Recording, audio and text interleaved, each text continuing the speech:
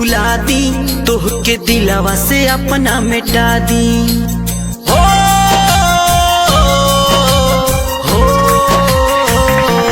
कतनो चाहिले हम भुला दी, तोहके दिलावा से अपना मिटा दी।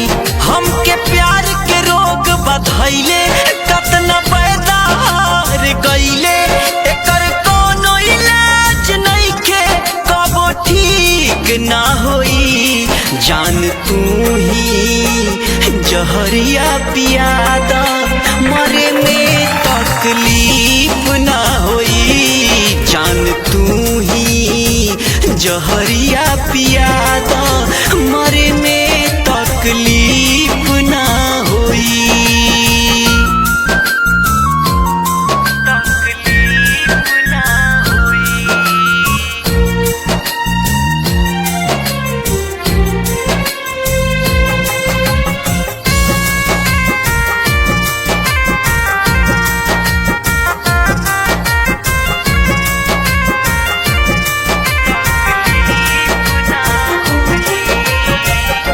अटकल परान बावे कद आजाद हो, खुशी खुशी रही हो हमरा मुआलों के बाद हो। अटकल परान बावे कद आजाद हो, खुशी खुशी रही हो हमरा मुआलों के बाद हो। खुशी खुशी रही हो हमरा मुआला के बाद हो। अपने को दो एहसान, आशिक के बात लमान, क्रिया खा के कहतानी बात लीक ना होई।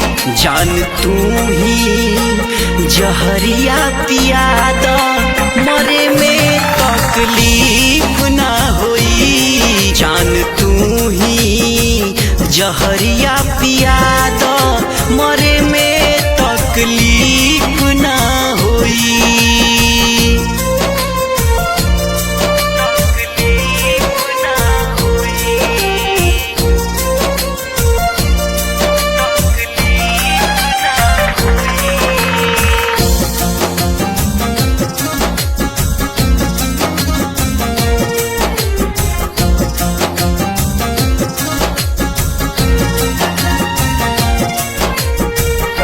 दिलवा के मिल जाई तोहरो सुकून हो, भले हमरा आँख से गिरी लर बून बून हो। दिलवा के मिल जाई तोहरो सुकून हो, भले हमरा आँख से गिरी लर बून बून हो। भले हमरा आँख से गिरी लोर बून बून हो।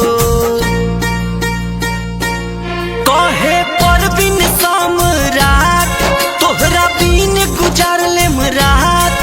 जान हमरा जैसन आशिक कोनो नीक ना होई।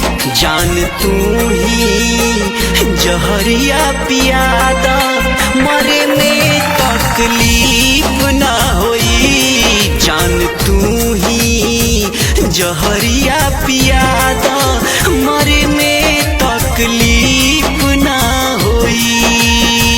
जान तू ही जहरिया पियादा। देखो बाबा, मैंने तुम्हारे लिए इसको मार दिया। वाह बेटा, जब ते पुराना बॉयफ्रेंड के ना होले तब ते हमार होले। जान तू ही जहरिया पियादा, मरे में तकलीफ ना होई। जान तू ही जहरिया पियादा।